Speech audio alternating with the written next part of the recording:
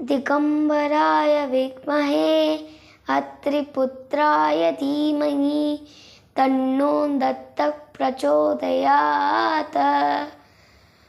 ನಿರಾಕಾರ ಗುರು ಗುರುರೇ ನಿರ್ಗುಣ ಗುರು ಸೃಷ್ಟಿಕಾರ ಗುರು ವಿಶ್ವಂಭರ ಗುರುವಿನ ವೀನ ನರ ನಾರಾಯಣ ಗುರುಚರಿತಾಶೇಖರ ಪಾರಾಯಣ. ಎಲ್ಲ ಸ್ವಾಮಿ ಸಮರ್ಥ ಭಕ್ತಾದಿಗಳಿಗೂ ನಮಸ್ಕಾರ. ಇವತ್ತಿನ ಕಥೆನ ಕೇಳಿ. ಶ್ರೀ ಸ್ವಾಮಿ ಸಮರ್ಥ.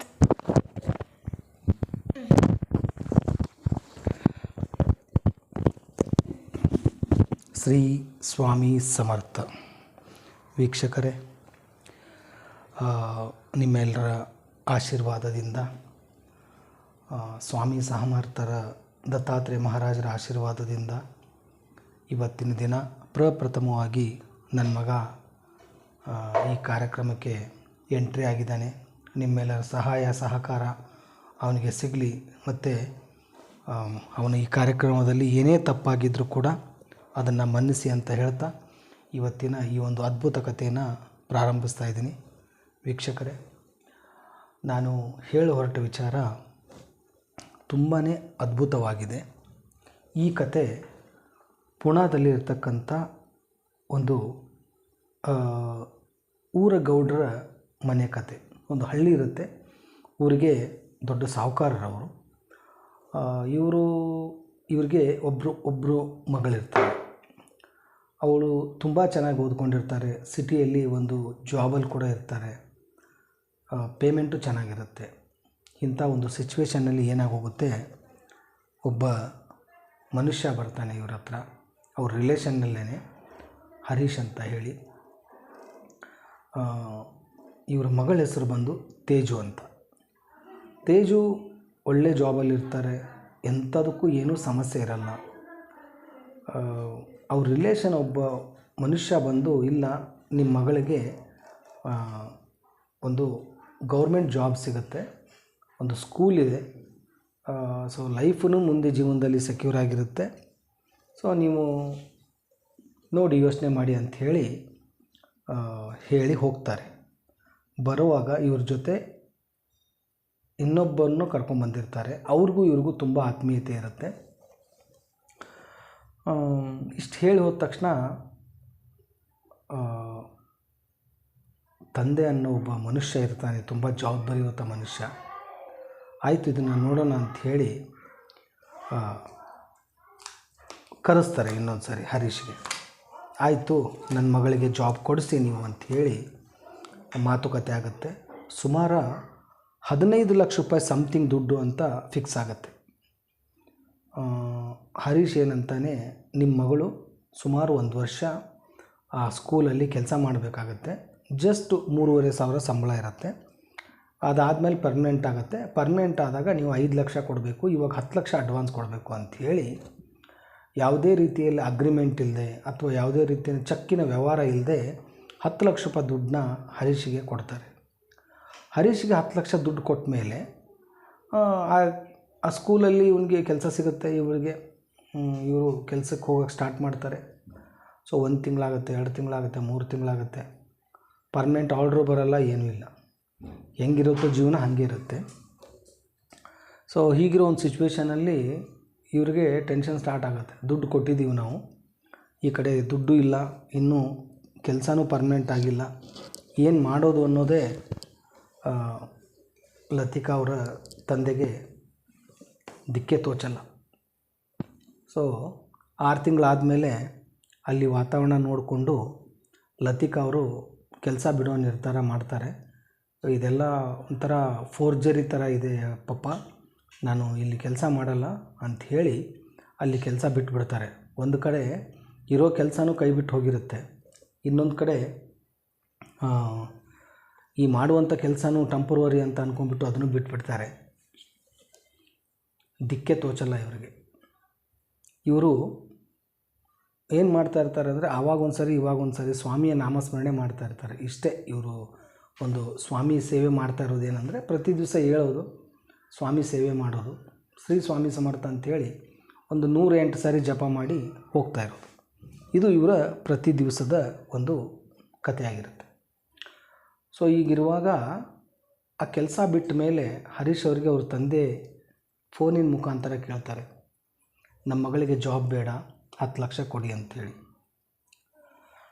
ಸೊ ಅವನು ಬಾಯಿಗೆ ಏನು ಬರುತ್ತೋ ಅದನ್ನೇ ಮಾತಾಡ್ತಾನೆ.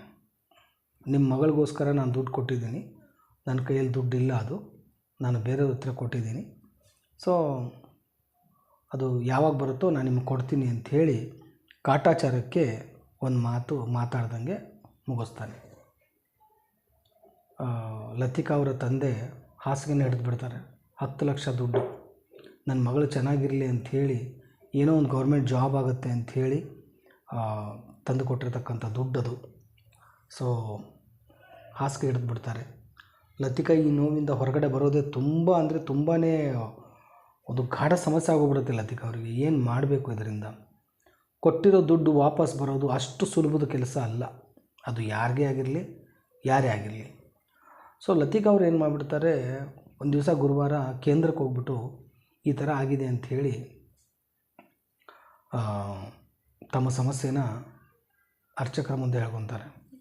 ಆವಾಗ ಅರ್ಚಕರು ಲತಿಕಾಗೆ ಒಂದು ಮಾತು ಹೇಳ್ತಾರೆ, ಇಲ್ಲ, ಒಂದು ತೆಂಗಿನಕಾಯಿನ ತೊಗೊಂಡು ಬಂದು 108 ಪಾರಾಯಣದ ಸಂಕಲ್ಪ ಮಾಡಿ ಸೇವೆ ಸ್ಟಾರ್ಟ್ ಮಾಡಿ ಅಂತ ಹೇಳ್ತಾರೆ. ಸೊ ಬೆಳಗ್ಗೆ ದೇವಸ್ಥಾನಕ್ಕೆ ಹೋಗಿ ಗುರುವಾರ ಅವತ್ತೇ ಸಂಕಲ್ಪ ಮಾಡಿ ಮನೆಗೆ ಬಂದು ಅವತ್ತೇ 108 ಪಾರಾಯಣದಲ್ಲಿ 3 ಅಧ್ಯಾಯ ಓದಕ್ಕೆ ಸ್ಟಾರ್ಟ್ ಮಾಡ್ತಾರೆ. ಸೊ ಈ ಥರ ನಡೀತಾ ಇರುತ್ತೆ. 1 ವಾರ, 2 ವಾರ, 3 ವಾರ, 4 ವಾರ, 8 ವಾರ ಆಗುತ್ತೆ, ಏನೂ ಪ್ರಚಿತಿ ಬರಲ್ಲ. ಸೊ ಲತಿಕಾ ಅವರಿಗೆ ಒಂದು ಕಡೆ ತಮ್ಮ ತಂದೆ ಚಿಂತೆ, ಇನ್ನೊಂದು ಕಡೆ ದುಡ್ಡಿನ ಚಿಂತೆ, ಇನ್ನೊಂದು ಕಡೆ ಕೆಲಸ ಇಲ್ಲ. ಮನುಷ್ಯ ಎಷ್ಟರ ಮಟ್ಟಿಗೆ ತಾಳ್ಮೆಯಿಂದ ಇರ್ಬೋದು ಅಷ್ಟು ತಾಳ್ಮೆ ಲತಿಕಾ ಅವ್ರಿಗಿರುತ್ತೆ. ಆದರೂ ಮಹಾರಾಜರ ಮೇಲೆ ವಿಶ್ವಾಸ ಇಟ್ಟು ಸೇವೆ ಮುಂದುವರಿಸ್ತಾರೆ. ಒಂದು ದಿವಸ ಇವರು ಬಡ್ಡಿ ಒಬ್ಬರ ಹತ್ರ ದುಡ್ಡು ಇಸ್ಕೊಂಡಿರ್ತಾರೆ. ಅವನ ಮನೆಗೆ ಬಂದು ಸಿಕ್ಕಾಪಟ್ಟೆ ಗಲಾಟೆ ಮಾಡ್ತಾನೆ. ಮಹಾರಾಜರ ಮುಂದೆ ಕಣ್ಣೀರಿಟ್ಟು ಲತಿಕಾ ಅವರು ಬೇಡ್ಕೊತಾರೆ, ಮಹಾರಾಜರೇ, ಒಂದು ನನಗೆ ಸಾವು ಕೊಟ್ಬಿಡಿ, ನನಗಿದರಿಂದ ಸಾಕಾಗೋಗಿದೆ. ಸೊ ಇಲ್ಲಾಂದರೆ ಈ ದುಡ್ಡಿನ ವ್ಯವಹಾರಕ್ಕೆ ಒಂದು ದಾರಿ ತೋರಿಸಿ ಅಂಥೇಳಿ ಮಹಾರಾಜರ ಮುಂದೆ ಕಣ್ಣೀರಿಟ್ಟು ಬೇಡ್ಕೊತಾರೆ. ಏನು ತಿಳಿಯುತ್ತೇನೋ ಅವ್ರ ತಂದೆಗೆ ಅವತ್ತು ಸಾಯಂಕಾಲ ಯಾರು ಇವ್ರ ಜೊತೆ ಬಂದಿರ್ತಾರೋ ಅವ್ರಿಗೊಂದು ಫೋನ್ ಮಾಡ್ತಾರೆ. ಆ ಮನುಷ್ಯ ಸರಿ ನೀವು ಬೆಳಗ್ಗೆ ಬನ್ನಿ ಅಂಥೇಳಿ ಅವ್ರ ಮನೆಗೆ ಕರೆಸ್ಕೊತಾರೆ. ಬೆಳಗ್ಗೆ ಮಧ್ಯವರ್ತಿ ಆಗಿರ್ತಕ್ಕಂಥ ವ್ಯಕ್ತಿ ಇವ್ರ ಮಾತನ್ನು ಕೇಳಿ ಕೋಪಗೊಂಡು, ಅದು ಮಾತಾಡಿರೋ ಮಾತು ಹೆಂಗಿರುತ್ತೆ ಅಂದರೆ ಸಾಕ್ಷಾತ್ ಸ್ವಾಮಿ ಸಮರ್ಥರು ಮಹಾರಾಜರೇ ಮಾತಾಡ್ದಂಗಿರುತ್ತೆ. ನೀವೇನು ಚಿಂತೆ ಮಾಡಬೇಡಿ, ಅವನಿಗೆ ನಾನು ಎಲ್ಲಿ ಬಗ್ಗಿಸ್ತೀನಿ, ಆ ಥರ ಬಗ್ಗಿಸಿ ನಿಮ್ಮ ದುಡ್ಡು ನಾನು ಕೊಡಿಸ್ತೀನಿ, ನೀವು ಹೋಗಿ ಅಂಥೇಳಿ ಇವ್ರನ್ನ ಮನೆಗೆ ಕಳಿಸ್ತಾನೆ. ಸೊ ಇವ್ರಿಗೆ ಎಲ್ಲೋ ಒಂದು ಆಶಾಕಿರಣ ಕಾಣುತ್ತೆ ಲತಿಕಾ ಅವರ ತಂದೆಗೆ. ಆಯಿತು ಅಂಥೇಳಿ ಹೋಗ್ತಾರೆ. ಅವತ್ತೇ ರಾತ್ರಿ ಆ ಮನುಷ್ಯ, ಮಧ್ಯವರ್ತಿ ಆಗಿರ್ತಕ್ಕಂಥ ಮನುಷ್ಯ ಹರೀಶ್ಗೆ ಫೋನ್ ಮಾಡಿ, ನೀನು ದುಡ್ಡು ಕೊಡದೇ ಇದ್ದರೆ ಚೆನ್ನಾಗಿರಲ್ಲ ಅಂಥೇಳಿ ಬಾಯಿಗೆ ಬಂದಂಗೆ ಅವ್ರಿಗೆ ಮಾತಾಡ್ತಾರೆ. ಹರೀಶ್ ಅವರು ಮಾರನೇ ದಿವಸನೇ ಬೆಳಗ್ಗೆ 10 ಗಂಟೆಗೆ ಲತಿಕಾ ಅವ್ರ ತಂದೆಗೆ ಫೋನ್ ಮಾಡಿ, ನೋಡಿ ನಿಮ್ಮ ದುಡ್ಡಿಗೆ ಮೋಸ ಇಲ್ಲ, ಸೊ ದುಡ್ಡು ನಿಮ್ಮದು ಕೊಡ್ತೀನಿ, ಆದರೆ ನನಗೆ 4 ತಿಂಗಳು ಸಮಯ ಅವಕಾಶ ಬೇಕು ಅಂಥೇಳಿ ರಿಕ್ವೆಸ್ಟ್ಮೆಂಟ್ ಮಾಡ್ಕೋತಾರೆ. ಆಯಿತು, ಕೊಡೋದೇ ಇಲ್ಲ ಅಂತ ಹೇಳುವಂಥ ಮನುಷ್ಯ ಅವನ ಬಾಯಿಂದ ಇನ್ನೊಂದು 4 ತಿಂಗಳು ಸಮಯ ಬೇಕು ಅಂತ ಕೇಳಿದಾಗ ಲತಿಕಾ ಅವರ ತಂದೆಗೆ ಒಂದು ಅದ್ಭುತ ಪವಾಡನೇ ಅನಿಸುತ್ತೆ. ಲತಿಕಾ ಅವರು ಬಂದು ಮಹಾರಾಜರ ಮುಂದೆ ತುಪ್ಪದ ದೀಪ ಹಚ್ತಾರೆ. ಆದರೆ ಸೊ ಹೆಂಗೆ 4 ತಿಂಗಳಾಗುತ್ತೋ ಒಂದು ಸಾರಿ 5 ಲಕ್ಷ ಕೊಡ್ತಾರೆ, ಮಿಕ್ಕಿರೋ ದುಡ್ಡನ್ನ ಕ್ರಮೇಣವಾಗಿ ಕೊಟ್ಟು ಮುಟ್ಟಿಸ್ತಾರೆ. ಸೊ ಇಲ್ಲಿ ಹೇಳ ಹೊರಟ ವಿಚಾರ ಏನು ಅಂದರೆ, ಯಾವಾಗ ಮಹಾರಾಜರ ಹೆಸರು ನಾಮಸ್ಮರಣೆ ನಿಮ್ಮ ಬಾಯಲ್ಲಿ ಬರುತ್ತೋ ಆವಾಗ ಮಹಾರಾಜ ನಿಮ್ಮನ್ನು ಆರಿಸ್ಕೊಂಡಿರ್ತಾರೆ, ಈ ಸೇವೆ ಇವನ ಕೈಯಿಂದ ಮಾಡಿಸ್ಬೇಕು ಅಂತ. 108 ಪಾರಾಯಣ ಮಾಡಬೇಕಾಗಿರೋದು ಲತಿಕಾ ಅವರ ಕರ್ಮ ಆಗಿತ್ತು. ಅವರು ಒಂದು ವೇಳೆ ಮಾಡಿರಲಿಲ್ಲ ಅಂದರೆ ಮುಂದೆ ನಡೆಯುವಂಥ ಘಟನೆಗೆ ಏನು ನಡಿಬೇಕಾಗಿತ್ತು ಅದು ಮಹಾರಾಜರಿಗೆ ಗೊತ್ತು. ಸೊ ಕೊನೆಗೂ ಲತಿಕಾ ಅವರು 108 ಪಾರಾಯಣ ಕಂಪ್ಲೀಟಾಗಿ ಮಾಡಿ ಸ್ವಾಮಿಯ ಸೇವೆಗೆ ಪಾತ್ರರಾಗ್ತಾರೆ, ಉತ್ತಮವಾಗಿರ್ತಕ್ಕಂಥ ಲೈಫ್ ಲೀಡ್ ಮಾಡ್ತಾರೆ ಅಂತ ಹೇಳ್ತಾ ಇಲ್ಲಿಗೆ ಈ ಒಂದು ಆಡಿಯೋನ ಮುಗಿಸ್ತಾ ಇದ್ದೀನಿ. ಮತ್ತೆ ಒಂದು ಹೊಸ ಆಡಿಯೋ ತೊಗೊಂಡು ನಿಮ್ಮ ಮುಂದೆ ಬರ್ತೀನಿ. ಅಲ್ಲಿವರೆಗೂ ಶ್ರೀ ಸ್ವಾಮಿ ಸಮರ್ಥ. ಜೈ ಜೈ ಸ್ವಾಮಿ ಸಮರ್ಥ.